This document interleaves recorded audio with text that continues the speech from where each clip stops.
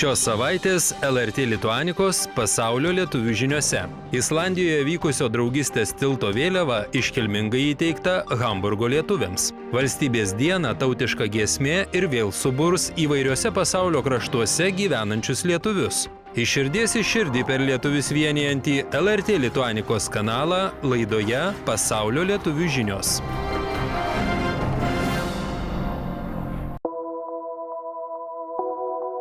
Sveiki, brangus LRT Lituanikos pasaulio lietuvių žinių žiūrovai ir reporteriai.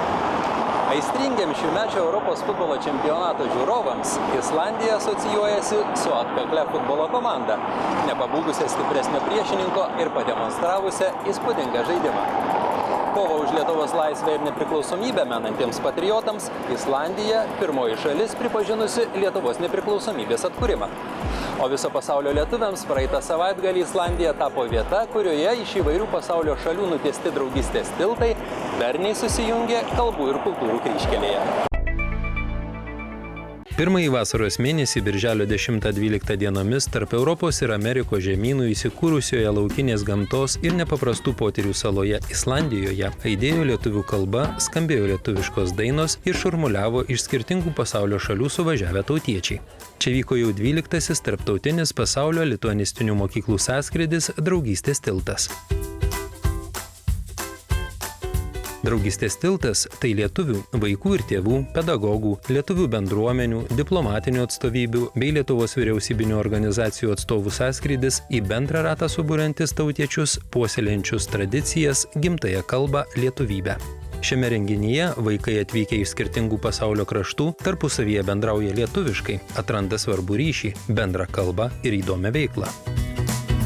Man draugystės tiltas tai yra galimybė iš tikrųjų atvažiuoti ir susitikti su lietuviais, kurie atvažiuoja iš įvairiausių pasaulio kraštų.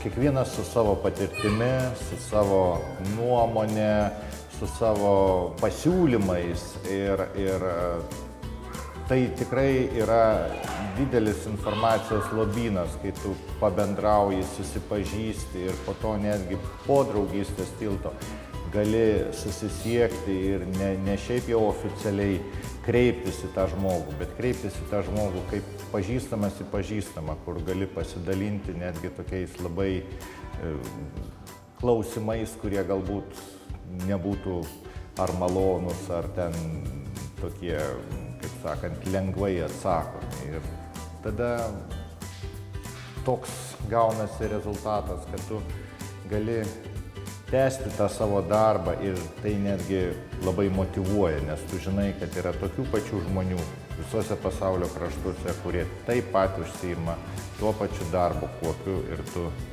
užsiimi savo krašte, dirbdamas su lietuvių vaikais mokyklose.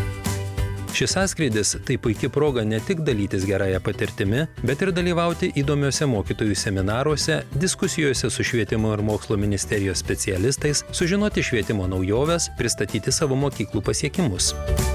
Man draugystės tiltas yra ta pilna ta žodžio prasme, tiesiami tiltai tarp žmonių, tarp šalių, tarp lietuvių, kurie gyvena Europoje, nors dabar jisai kaip ir įgavo naują pagreitį, jau kaip ir sujungiam net žemynus, Europą su Šiaurės Amerika ir taip toliau, tai čia naujas pagreitis.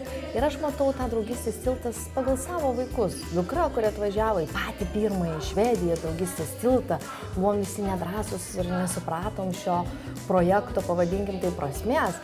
Ir jinai jau dabar po 12 metų čia atvažiuoja draugystės tiltą kaip mokytoja, Hamburgo abėcėlės šeštadieninės mokyklėlės. Ir sakau, taip, šitas projektas suveikia, jis yra be galo stiprus, vienas iš svarbiausių, pavadinčiau taip, bendruomeninėme gyvenime šiuo metu ir jis nepakeičiamas.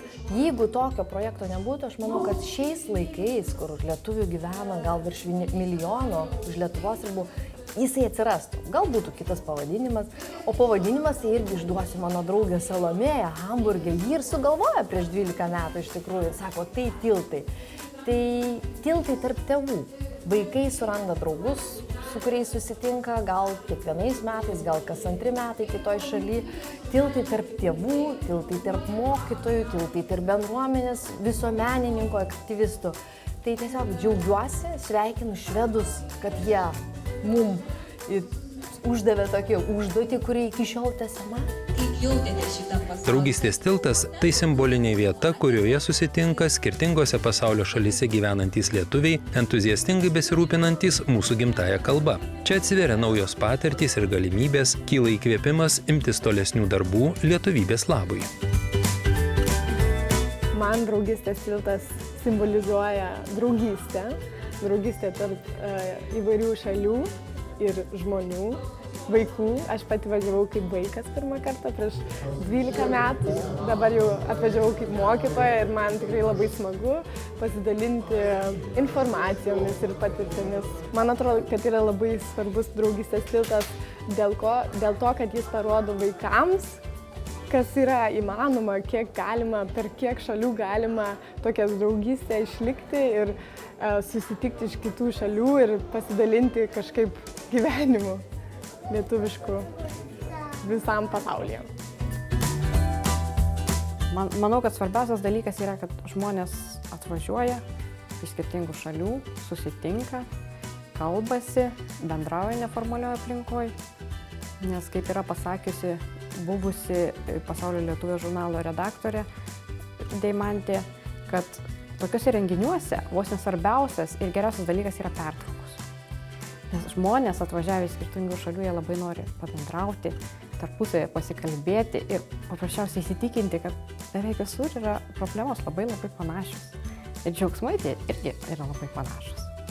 Aišku, smagu taip pat sudalyvauti, išgirsti kažką ir naujo.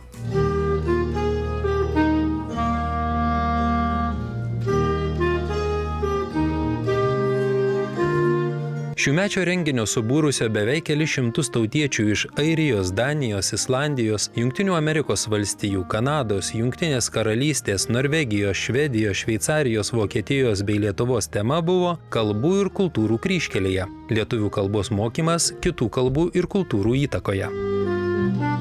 Iškilmingas sąskrydžio atidarymas vyko birželio 10-ąją. Jo metu buvo sugiedoti Lietuvos ir Islandijos himnai.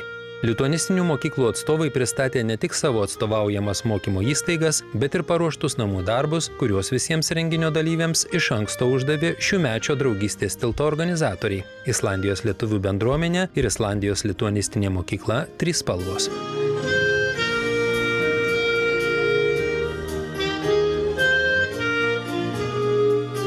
Pirmasis įspūdis iš tiesų, kaip visada pirmą kartą, tai labai daug visko. Ir daug ir emocijų, ir daug to bendravimo su visais ir pajautimo, kas tai yra. Bet vienu ar keletą žodžių apibūdinant, tai būtų bendruomenė. Tai būtų bendruomenės susibūrimas. Ir tos plačiosios Lietuvos, išsibaršiusios Lietuvos susibūrimas į vieną vietą. Ir tai yra nepaprastai gražu. Apie lituanistinių mokyklų vaidmenį Lietuvos valstybės atkūrimo 100-mečio minėjime savo mintimis dalijosi Lietuvos švietimo ir mokslo ministrė Audronė Pitrėnienė, Lietuvos švietimo ir mokslo ministerijos užsienio lietuvių skyriaus vedėja Virginija Rinkevičienė bei Šveicarijos lietuvių bendruomenės pirmininkė Jūratė Kaspersen. Susirinkusiusius pasveikino Lietuvos Respublikos ambasadorius Danijos karalystei bei Islandijos Respublikai Vytautas Pinkus ir Pasaulio lietuvių bendruomenės valdybos pirmininkė Dalia Henke. Aš džiaugiuosi, kad mes atvažiavom į tolimą šalį, man atrodo tolimą, nors Europą, Islandiją. Ir iš tikrųjų didžiuojuosi Islandijos lietuvių bendruomenė, kaip kolegė sakė, ji gal ne tokia gausi, bet ji gali. Tai dar kartą, Jurgita, kvies komandą, noriu aš paspausti ranką ir padėkoti. Visą komandą. Mūsų organizacinė komanda yra labai daug įvairių žmonių, labai su skirtingais talentais ir visi mato skirtingus lygmenis to renginio. Tai vieni, sakykime, mato ir valdo finansinę pusę, kiti kūrybinę, treti programą, taip kad tas matymas yra labai skirtingas. Vieniems yra labai baisu, tiems, kurie skaičiuoja pinigus ir seka visą finansinę informaciją, kitiems yra galbūt labai smagu, tiems, kurie pasiremia būtent pasineria tą kūrybinę erdvę, labai smalsu, planuojant visą renginį. Atidarymo vakaro dalyvius sužavėjo garbingo svečio Keblaviko miesto mero Kjartano Maro Kjartansono pasirodymas. Meras tautiečiams padovanojo ne tik kelius puikius šokius, bet ir nuostabiai griežė smuiku. Nemažiau sužavėjo ir išskirtinis islandų varpelių choras. Draugystės tilto himną gyvai atliko jo autorė Edita Saf, o muzikinę vakaro programą užbaigė didžėjus Eugenijus Šochas.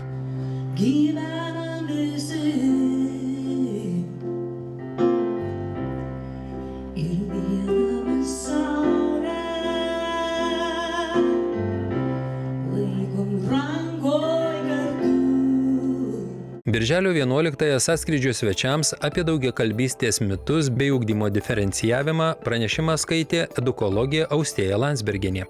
Dvikalbystės raidą, jos privalumus bei trūkumus pristatė knygos Kaip padėti vaikams užaugti dvikalbiams autorė Loreta Vilkytė. Apskritai žmonėms labai svarbus yra vienybės jausmas. Vienybės, bendrumo, tas priklausimo jausmas. Ir aš manau, kad tokie susibūrimai, jie sutvirtina tą jausmą. Net jeigu jis yra ir internetinėje erdvėje ar susiskambinant, bet būnant kartu, tas jausmas jisai tvirtėja, jis perauga į draugystę, jis perauga į bendradarbiavimą, į kažkokius bendrus projektus. Ir susiburti taip visada yra labai svarbu. Mažieji sąskrydžio svečiai taip pat nenuobodžiavo. Dalyvavo kūrybinėse dirbtuvėlėse, edukaciniuose užsiėmimuose, šokio pusryčiai, kuriuos vedė šiuolaikinio šokio teatro Padeda Pifiš nariai, mokėsi didžėjavimo paslapčių, varžėsi rankinio, futbolo bei krepšinio rungtynėse.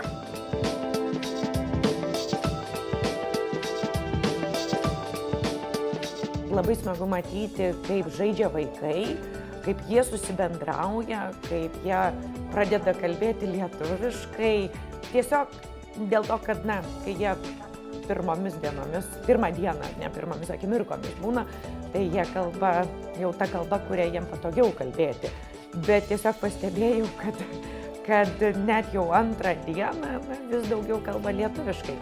Ir netgi vaikams būti tame lietuvybės fone yra labai sveika. Ir ta atmetimo reakcija, galbūt, kai tėvai verčia eiti į mokyklėlę ar sako, kad tau prireiks, tai tokiuose susibūrimuose jie pamato, kad čia ir prireikia tos ir lietuvių kalbos, ir tų žinių apie lietuvių kultūrą ir lietuvių tradiciją.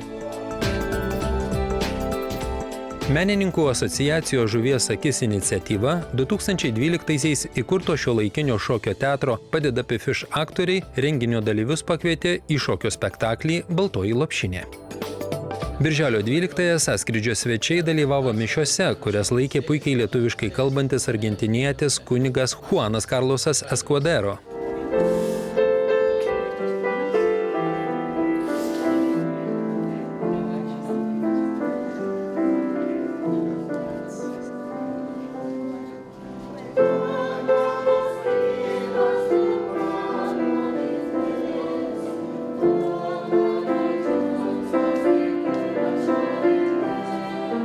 Draugystės tiltas prasidėjęs 2005-aisiais Stokholme, Švedijoje, kasmet vyksta vis kitoje Europos šalyje ir sutraukia kelis šimtus dalyvių bei kviestinių svečių. Renginys, kurio tikslas – susidraugauti, užmegzti bei puoselėti ryšius tarp lietuvių bendruomenių ir juose veikiančių lituanistinių mokyklų, išlaikyti gyvą lietuvių kultūrą svetur, yra apkeliavęs Airiją, Vokietiją, Angliją, Italiją, Ispaniją, Norvegiją bei Švediją. Draugystės tilte dalyvauju jau seniai, taip jau neoficialiai nuo pat jo pirmo karto, nes pirmą kartą negalėjau dalyvauti dėl to, kad buvau išvykęs į Lietuvą, bet tikrai sekiau savo kolegų, kurie iš Airijos atvažiavo į pirmąjį draugystės tiltą, kuris vyko Švedijoje. O antras draugystės tiltas, kadangi jis vyko Airijoje, tai prisidėjau ir prie jo organizavimo ir nuo to laiko beveik visose, kiek teko skaičiuoti, tai turbūt aš daugiausiai draugystės tiltų esu dalyvavęs žmogus. Šiųmečiame draugystės tilto renginyje sąskrydžio vėliava buvo iškilmingai įteikta Hamburgo lietuvių bendruomeniai.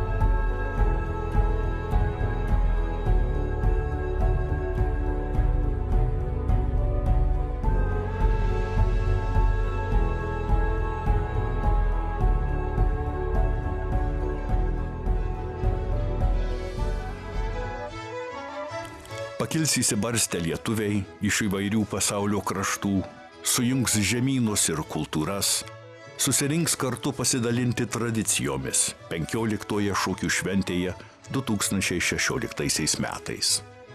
Šimtai įvairaus amžiaus šokėjų iš skirtingų lietuvių liaudies šokių ansamblių susikūrusių Šiaurės Amerikoje, Lietuvoje ir kitose šalyse pasipuoš tradiciniais rūbais ir džiaugsis lietuvišku liaudies šokiu, kuriame pinsis meilės, šeimos bei gyvenimo kelionių istorijos. Ateinančią vasarą atvykite į Baltimorę. Mes jūsų labai lauksime. Šaukia ten tave kelionė. A journey calls you there.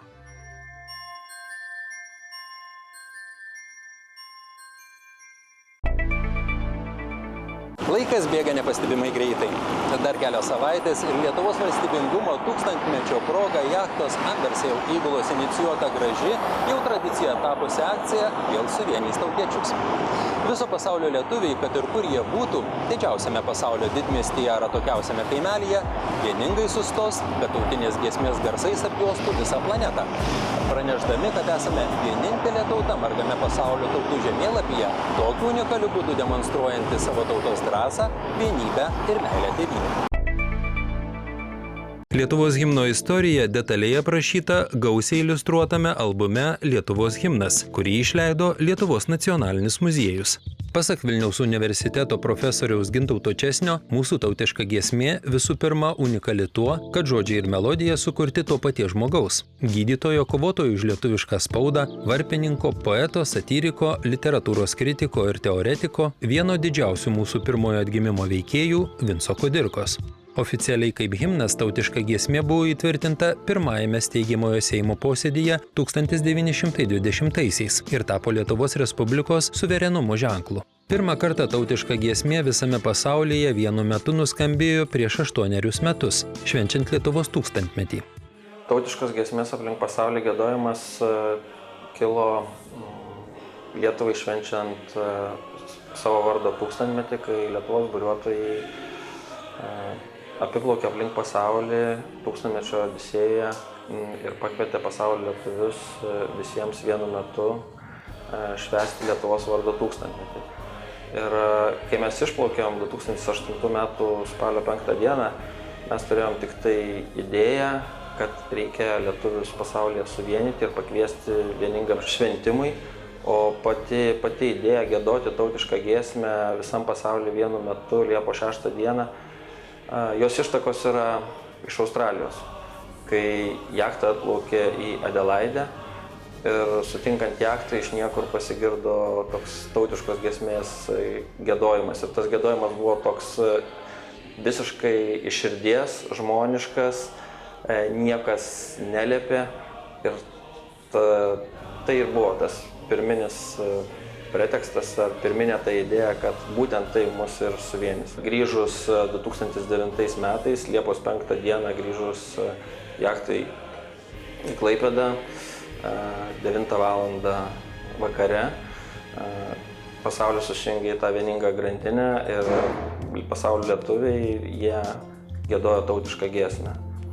Tai vadinkim, tai Australijoje tai buvo kitos dienos 5 val. Ryto, Amerikoje 1 arba 2 val. Dienos, o Lietuvoje buvo 9 val. Vakaro. Tai yra toks didžiulis vienybės jausmas, švenčiant Lietuvos vardo 1000-metį ir buvo.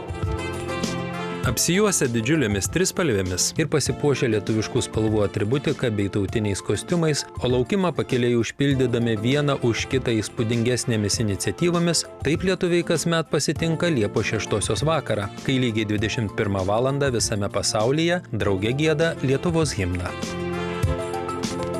Pirmas yra dalykas, kurį, man atrodo, mums visiems yra labai svarbu įsisąmoninti, kad šitos šventės jos neorganizuoja niekas. Jeigu mes patys susiorganizuosime, tai patys tą šventę ir turėsime.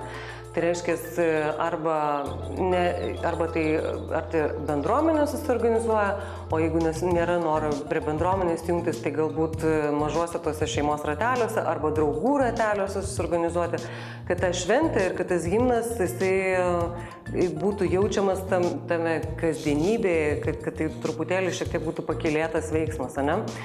Tai pirmas dalykas, ką norėtųsi pakviesti visus, tai yra pasidaryti šventę savo, kad tai yra svarbi diena ir kad yra proga mums prisiminti Lietuvą ir pabūti visiems kartu, net ir tas, jeigu kartu, žinant, kad esame tautiškoje giesmėje kartu. Tai pirmas dalykas šventė savo, antras dalykas mums bus labai įdomu apie tai sužinoti, kokią šventę savo susikūrėte, tai jeigu jūs galite apie tai paskelbti savo Facebook'e arba savo socialinių bet kurių tinklų profiliuose ir būtinai naudoti hashtagą tautiška giesmė, mes tada jūs galėsim pamatyti ir tą galės pamatyti daugiau žmonių, daugiau pasaulyje ir tas galės vyksmas vykti. Trečias dalykas tai yra, galite save tiesiog filmuoti ir tiesiogiai transliuoti per Facebook Live. Tokia yra platforma, kuri yra labai patogi, telefonu naudojantis, tie, kurie naudojasi Facebooku, tai tą tikrai galėtų išsibandyti ir giedoti tiesiogiai vienu balsu visą Lietuvą. Pasak tautiškos giesmės aplink pasaulio organizatorių, globaliame pasaulyje vis svarbiau tampa ne tik tai, ar žmogus turi Lietuvos pilietybę, ar gyvena geografinėje Lietuvos teritorijoje, bet ir tai, ar jis pats, remdamasis savo kilme ir šaknimis, laiko save lietuviu. Šis projektas yra, ko gero, vienas iš tų nedaugelio Lietuvos projektų, kurie jungia viso pasaulio lietuvius. Tiek čia gyvenančius lietuvius, tiek įvairiose šalyse. Ir būtent tas jausmas, kad tu nesi vienas, o tuo metu su visais, iš tikrųjų yra tikriausiai didelė reikšmė šaliai. Pats giedojimas trunka apie 2 minutės, bet tikriausiai yra labai svarbu, su kokiu jausmu giedi, ir tai yra pretekstas susirinkti. Galima susirinkti ir valandą anksčiau, ir pasiruošti, ir pasipuošti, ir pakalbėti, prisiminti, ta prasme, susitikimus Lietuvoje arba taip. Tai yra labai labai geras pagrindas grupėm žmonių, bendruomenėms susitikti, susiburti, ir tos mintis yra tuo metu, aš manau, ne tik tai tokios buitinės, bet ir apie Lietuvą pačią. Šiais metais mes tokią pasirinkome kūrybinę galbūt žinutę arba kampą, tai yra Lietuva vienu balsu. Ir noriu pasakyti, kad iš tikrųjų, kad tas himnas yra giedamas net nesvarbu, koks tavo yra balsas, ir nesvarbu, ar tu moki dainuoti ar nemoki dainuoti. Himnas tai nėra tiesiog paprasta daina, tai himnas yra giedamas širdimi ir mes galime jį giedoti vienu balsu, kuriame pasaulio kampe bebūtumėm. Tai mes labai raginsime tiek, žinau, mes įtrauksime ir žymių žmonių, bet ir lygiai taip pat užsienio bendruomenės labai raginsime išnaudoti šiuolaikinės technologijas ir tuo metu, kai jie gėdos, kad jie tą gėdojimą transliuotų, jau nebefilmuotų, kaip anksčiau taip darydavom, bet transliuotų tiesiogiai per Facebook Live tokią platformą.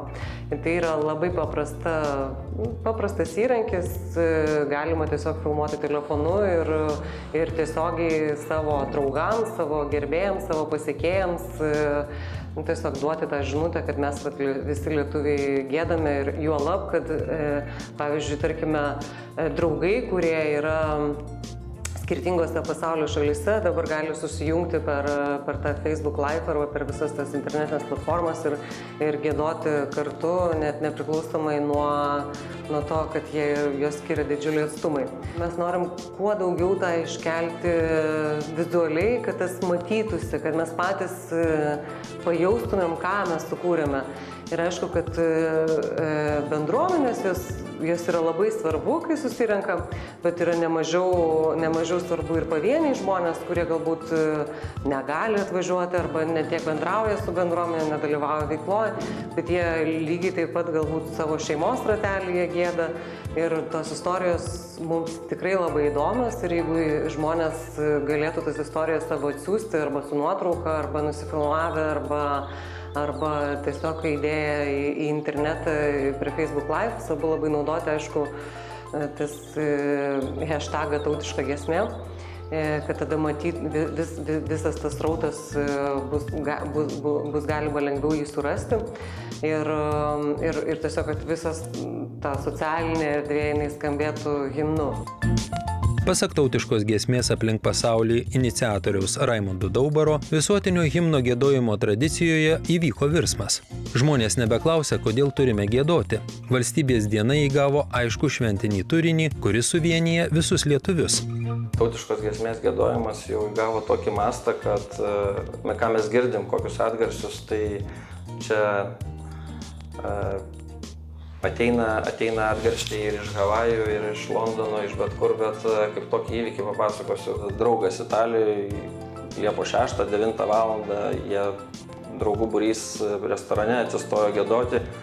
Ir žiūri, ir kiti atsistojo giedoti. Ir vienas į kitą nenusižiūrėjo. Tai vadinasi, tas tampa natūraliu reiškiniu, kad Liepos 6-9 valandą giedoti. Ir dvi kompanijos, viena nuo kitos nepriklausomos, vienu metu atsistojo atlikti savo tokį šventą pareigą galbūt. Tautiškos giesmės aplink pasaulį akcija įrodo, kad Lietuva yra globali. Ji gyvena ir klesti ten, kur dirba, kuria, mokosi, semiasi patirties tautiečiai. Prie šito projekto dirbu jau kokius 4 ar 5 metus. Ir kiekvienais metais mes, kai ruošiamės vėl kviesti lietuvius kartu giedoti, mes vis sėdime ir laužome galvą. O kaip pasakyti, kokią sugalvoti priežastis, kodėl reikia giedoti? Kaip motyvuoti, kodėl reikia giedoti? Ir tarsi vaikštai šnekėsi su žmonėm ir sakai, kodėl tu gėdi, o kodėl tu gėdi, ir kodėl, kaip tu manai, kas lietuvius užkabintų ir taip toliau. Ir tikriausiai man didžiausią įspūdį padarė arba atsakymą davė pokalbis su vienu žmogumi ir aš sakiau, žinai, aš nerandu priežasties, kuri turėtų pasakyti žmogui, kodėl jam reikia giedoti, arba kodėl jam reikia būti lietuviu, arba kodėl jam reikia patriotu. Ir jis tai sako, žinai, o jeigu žmogui reikia aiškinti, kodėl jam reikia giedoti, tai sako, gal tada tegu ir negėda. Man atrodo, kad mes kiekvienas savyje turim savo priežastį, kodėl mes giedame, arba savo priežastį, kodėl mes dalyvaujame lietuvių veikloje, savo priežastį, kodėl mes save vadiname lietuviais, savo priežastį, kodėl mokome savo vaikus lietuvių kalba. Nėra tokio apibendrinto atsakymo, tai yra mūsų šalis, tai yra mūsų šaknis ir mes tas priežastis patys jaučiame, net jeigu negalime jų pasakyti garsiai, kažkaip įvardinti.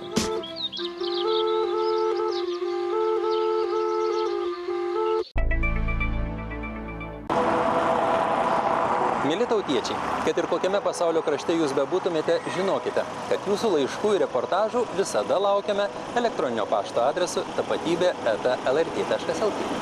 O gyvai bendrauti galime ir dabar per Pasaulio lietuvių žinių paskyrą Facebook'e. Šiandien tiek. Susitiksime lygiai po savaitės. Tuo pačiu metu per lietuvius vienijantį LRT Lituanikos kanalą. Iki.